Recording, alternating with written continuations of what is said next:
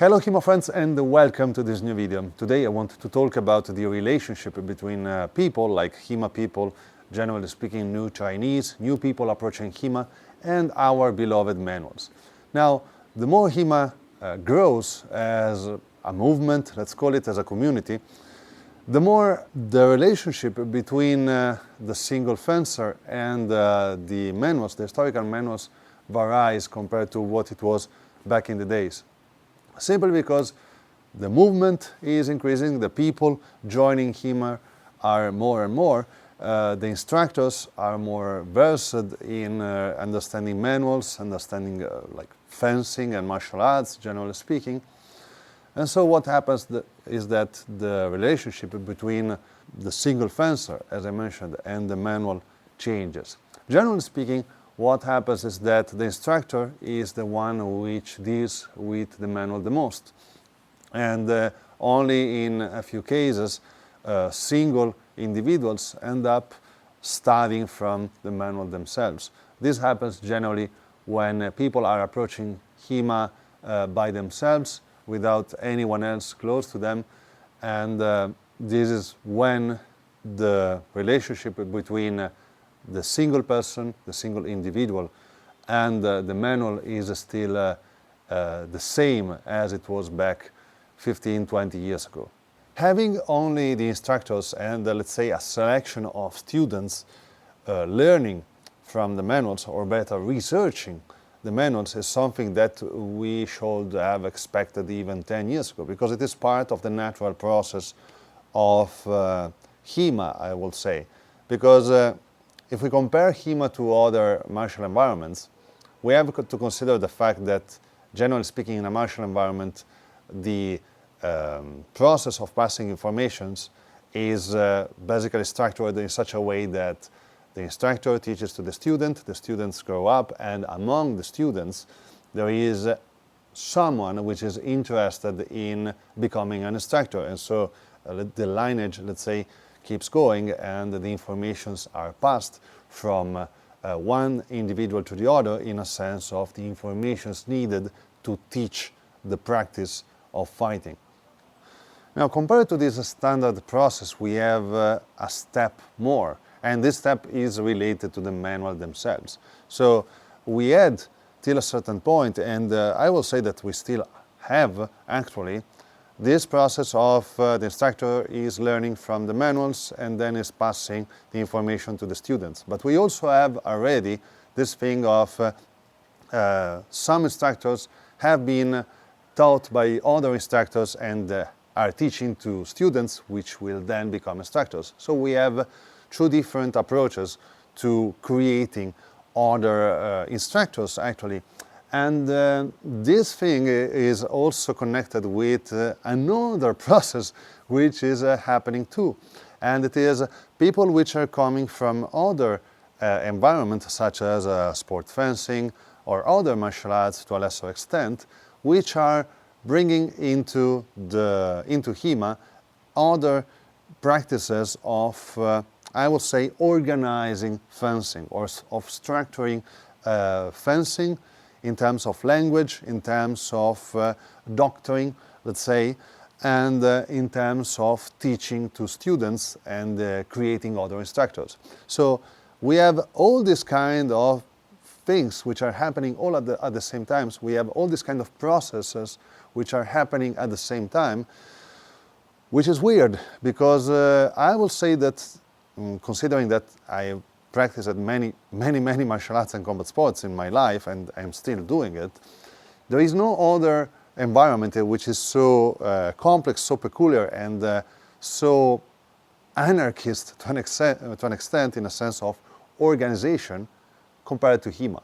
Now, I am not saying that now this is a problem, because generally speaking, having variety of perspectives and approaches into the same environment is useful to have growth.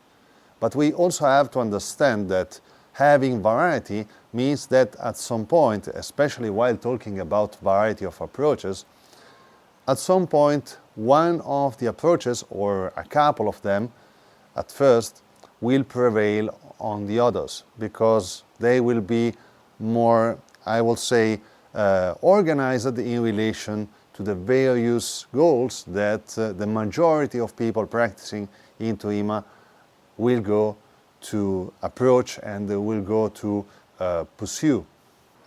Now, this complexity which I just described is related to all of this. It is related to manuals, it is related to the natural growth of HEMA, it is related to the different backgrounds of instructors and the people practicing HEMA, and so on and so on. So this complexity creates this sort of competition which again naturally happen to be. So this competition in a sense of competing between approaches in relation to teaching, teaching to students, teaching to other instructors, and creating a system of teaching and practice which relates to the various goals of what our practice is about.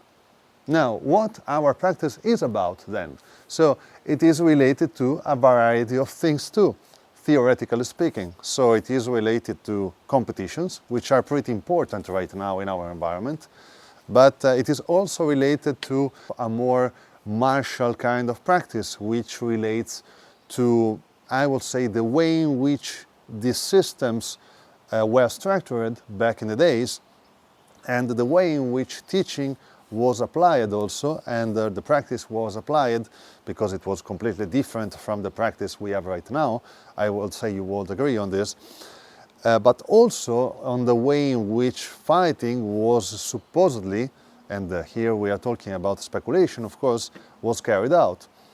So we have these, for instance, kind of approaches, and in the middle of all of this, we have a number of shades of these kind of things. Some people is approaching tournament fencing by heavily also using manuals as a hint to gain informations, for instance. But other people aren't doing this kind of thing.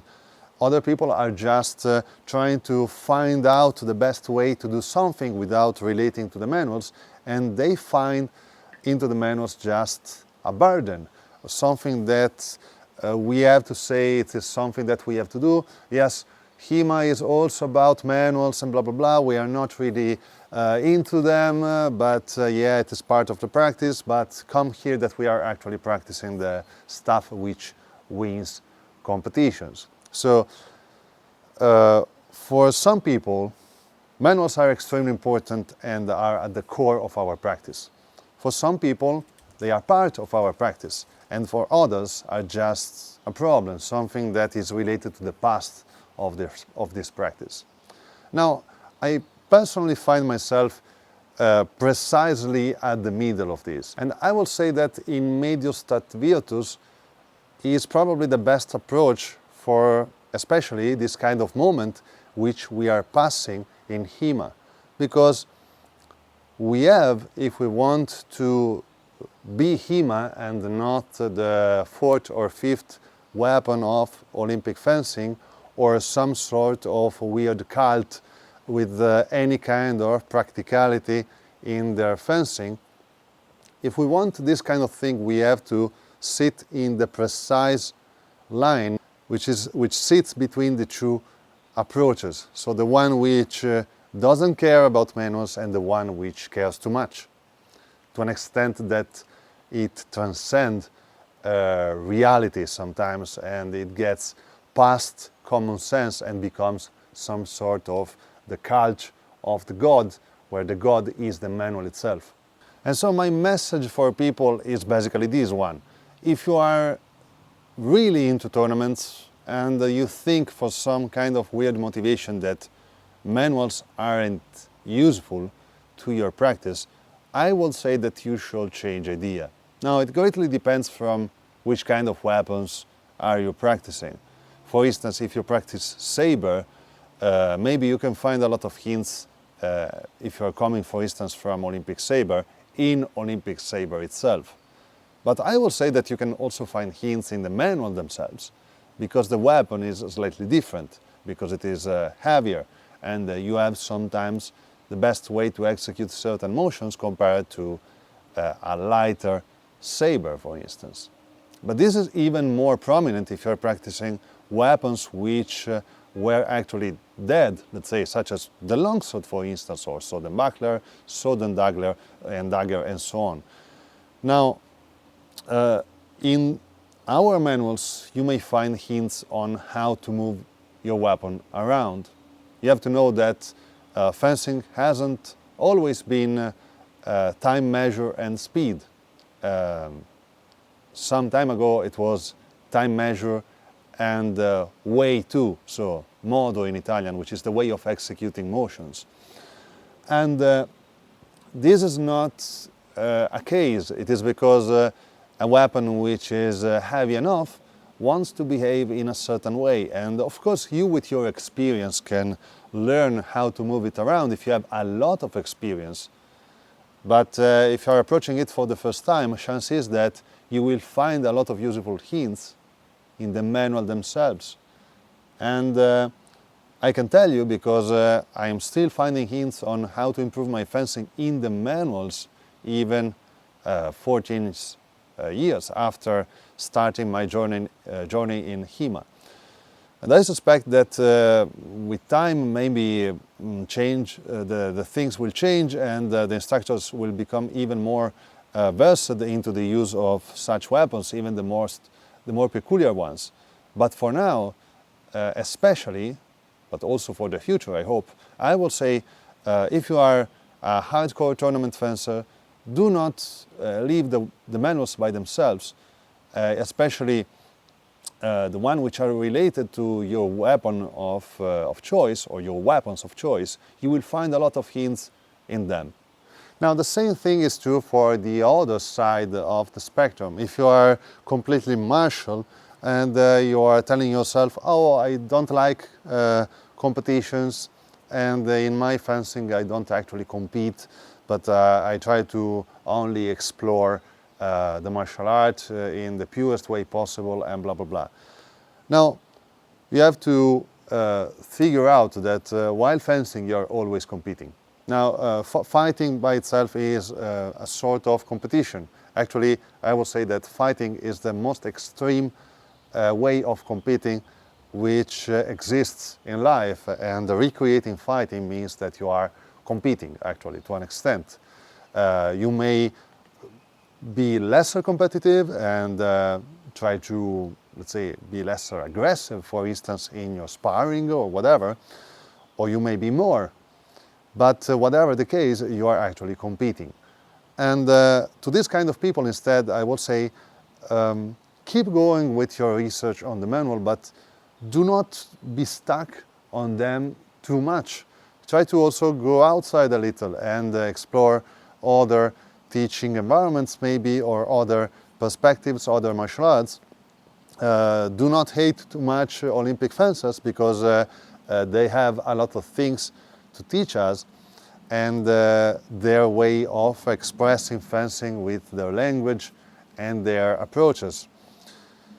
At the same time, try to keep, while doing this, your own peculiarities. So try to be always in connection with the manuals that you are studying. But I suspect I don't have to tell you so. You're actually doing it too much if you are hearing this message and you feel that it is directed to you.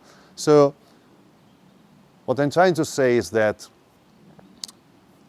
if you're one of these two kind of persons, which I just mentioned, you have to find a way through and try to reach the middle, some kind of compromise.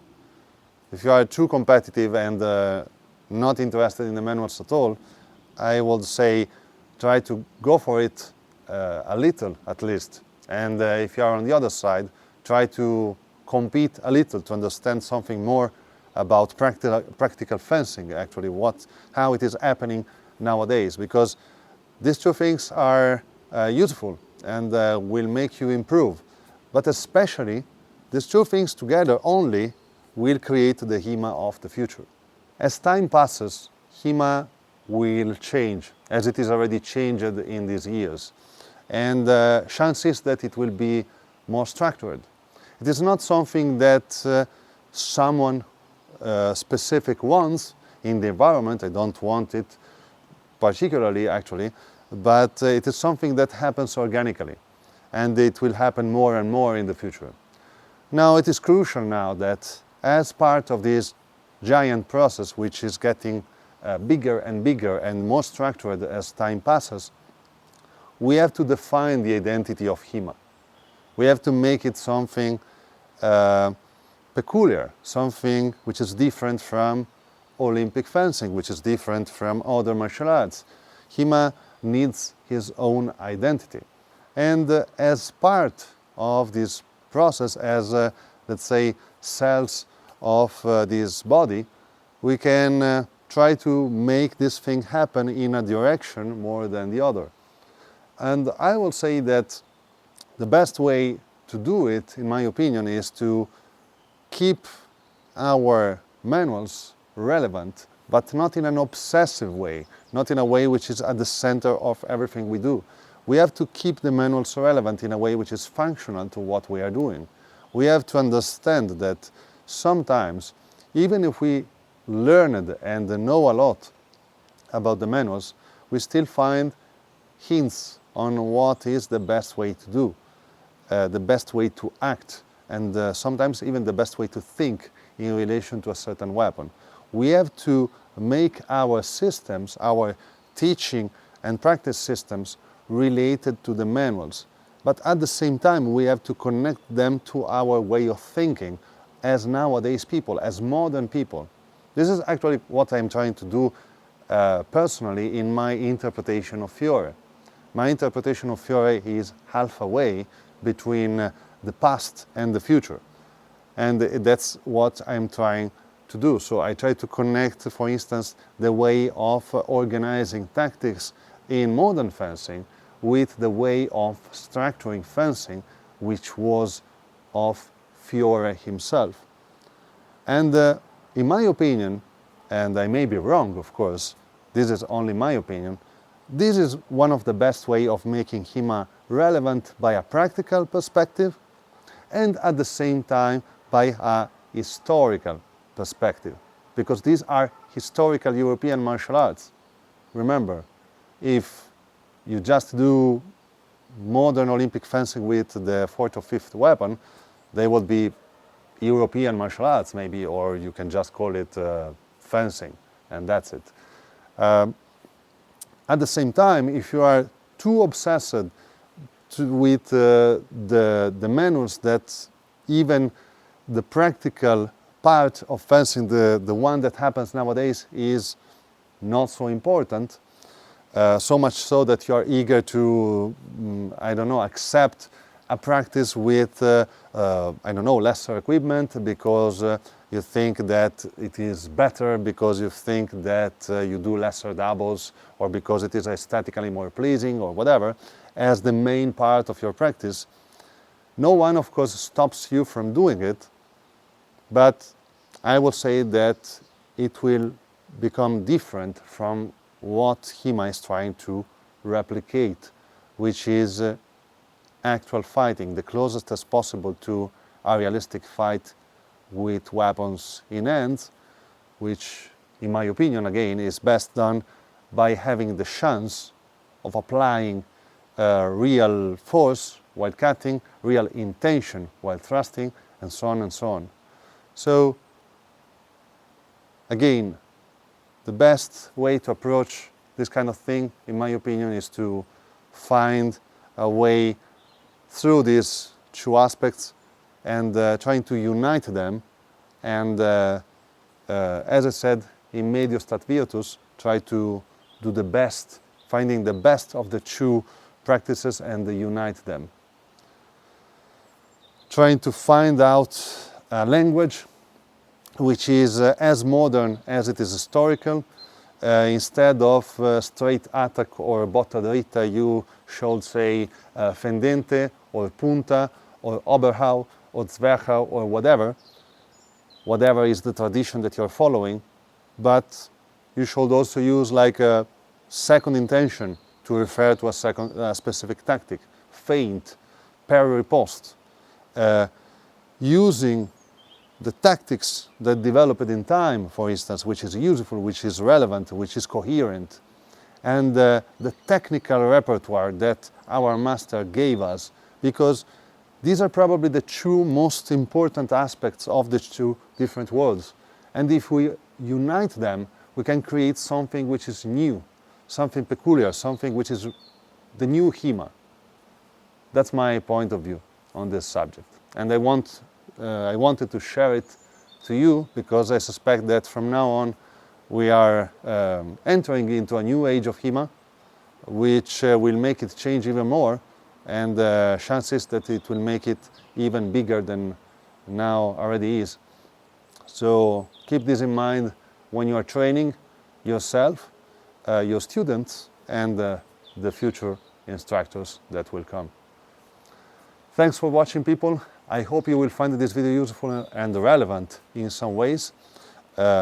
Remember to check my Patreon, link in the description, if you want to support me and the channel, and if you want to see my full interpretation of Fiore, which is there, of course. Thanks for watching as always, and see you next time.